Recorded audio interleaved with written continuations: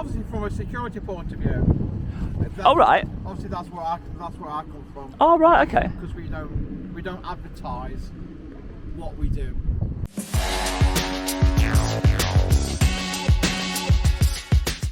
Welcome back to the channel, guys. Today we're taking a look at this place here called Mondottica.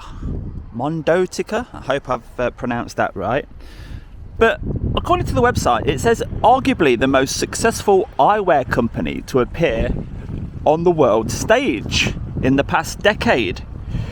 Now, this place is the distribution centre. So on the website just there, it says, we have state-of-the-art distribution centres. One in Nottingham, which is this place here, and it's located right on the end of this industrial estate, next to an Iveco building. That's very unusually positioned. So anyway, yeah, the state-of-the-art distribution centres. Got this one here in Nottingham. They've got one in Hong Kong and one in New York to service the world. So you can see why this is important. You know, if they've got one in New York and one in Hong Kong, the third is here in Nottingham. Now, some of the brands that this eyewear company deal with, we've got Anna Sue, Kath Kidson, Christian Lacroix, Ducati Eyewear, Hackett, Jules, Karen Miller, Lecoq Sportif, Mage Paris, Peppy Jean, Sandro, Scotch and Soda, Ted Baker, United Colours of Benetton. And you'll see the global offices that are listed there. We've got Australia, France, Hong Kong, Latam, London, and Nottingham. Now this one, Nottingham, it's the European head office. And as we go down the list, we've got Russia, Spain, USA. So this place, yeah, it's got a bit of offices across the top there, but that section is the warehouse, the distribution centre. And eyewear, it doesn't take up much volume, much space. So the warehouse isn't the largest in the world, is it? But it's enough for small eyewear products, maybe. Oh no, because this place is this is the main distribution centre in the UK, isn't it, for Mondottica, and you've only got another one in Hong Kong and New York. So with this being the only one in the UK based in Nottingham, it's just become a topic of today's video while I'm in the area. Are you videoing for what? Yeah, video for my social media channels. What's your social media channel? We don't normally give that out because we're just standing on the outside. Right. See, my viewers, you might not want to be one of my viewers, you know, you're not interested in what it is, right? When you've got a random building, yeah, but it's got such a big story to tell. I mean, on the bottom of a small industrial estate like this, you've got yourselves. You wouldn't expect it, would you? You know what I mean? So it just seems unique. And because of your growth, your growth recently and how big you are, I'm surprised you fit it all in there. So that's it, really. Okay. Because your product is very small. So you're not giving your name out? Oh, do you want to swap names? What? I can see it's bothering you, ain't it? Obviously, from a security point of view. Oh right. Obviously, that's where I come from. Oh right, okay. Because we don't advertise what we do. All right. Well, your website does. Yeah, no, but not many people know where we are. Oh, they will do once they've seen this video, and yeah, a lot of people will. Don't really want to know that. No, that's why people love watching us, because we find these little quirky places with yeah, but from a security point of view, we don't advertise where we are. No, I know you've not, but I found it, and my viewers are going to love it. No, there's many places. I'll give you an example. Yesterday, did you know that they make Heckler and Koch guns in Nottingham? Was you aware of that? No. There's a tiny little unit like this with no signs outside. So what is your website then? Okay, shall we swap some details? Go on, what's your name? No, I'm not. See what I mean? No. See what I mean? I like to stay on a level with people. Just, I don't like to give out too much information about myself. And obviously you can respect that, can't you? can respect that, but when you're looking through the, I have a problem when people start looking through the gate. Yeah. Do you know what I was? And obviously, I saw you looking through the gate. I was like, Yeah. right. Is somebody kind of from where I'm coming from? Is someone kind of stalking the place out, kind of thing? Yeah. If you know what I mean. What's your position? I'm in charge of the whole place. Oh, you're a director? I'm not a director. Oh, right. I'm security. Yeah. Obviously, with your fencing how it is, Yeah. you've got gaps in the middle, haven't you? And you can see through it. Yeah, no. So if my eye can see through it, then the camera can see through it, can't it? Yeah. You had a contractor down there just doing some maintenance. I was just zooming in on his van.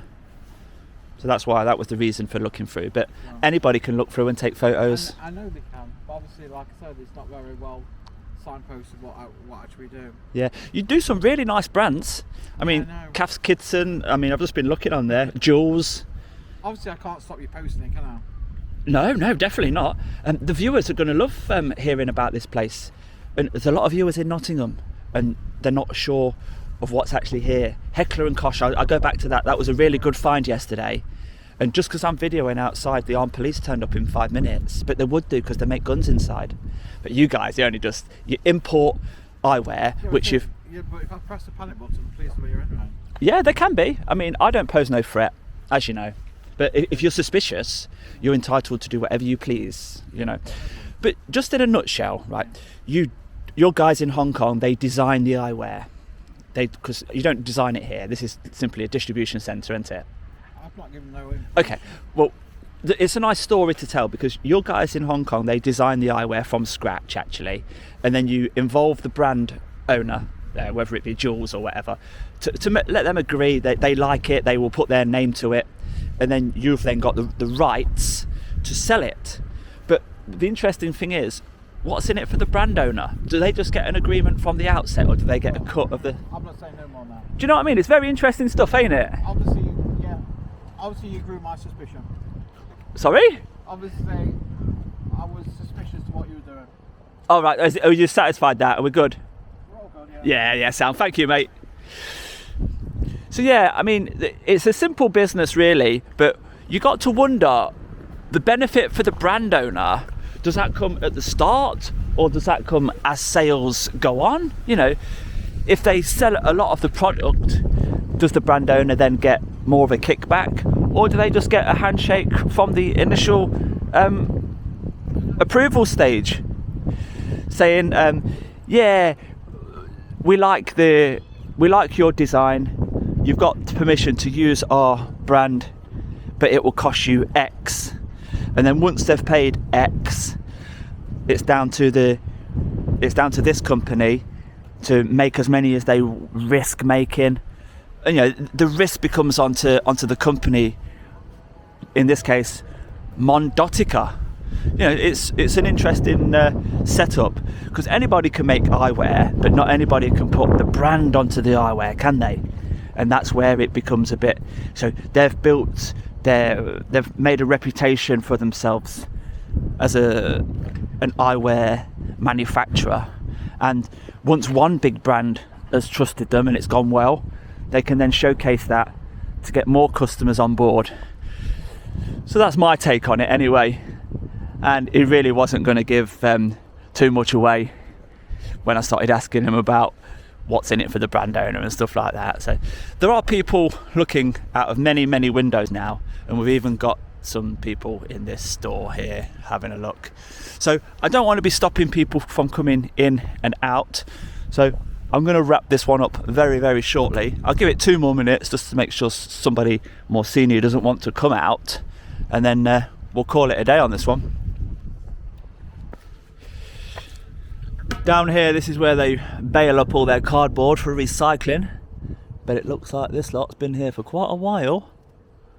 Got a big mound, and look at that, it's been there so long it's starting to decompose. And that's the view from the far corner, which they've just got a 40-foot container for extra storage, some old racking down there, and that's about it. Nothing out of the ordinary. But they have got a nice big plot of land next door, which has not yet been built on. So plenty of room for expansion if they wanted to. So I am going to leave this one here, guys, from Mondotica, the global brand that has its only UK presence here in Nottingham at the end of a small, quiet industrial estate, who make sunglasses and normal eyewear frames with very, very prestigious brands attached to them.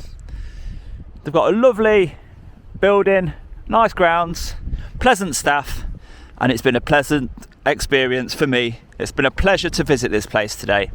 So it gets a thumbs up from me, and if you have enjoyed it, please give it a thumbs up too, and I'll see you on the next one, guys. Bye bye for now.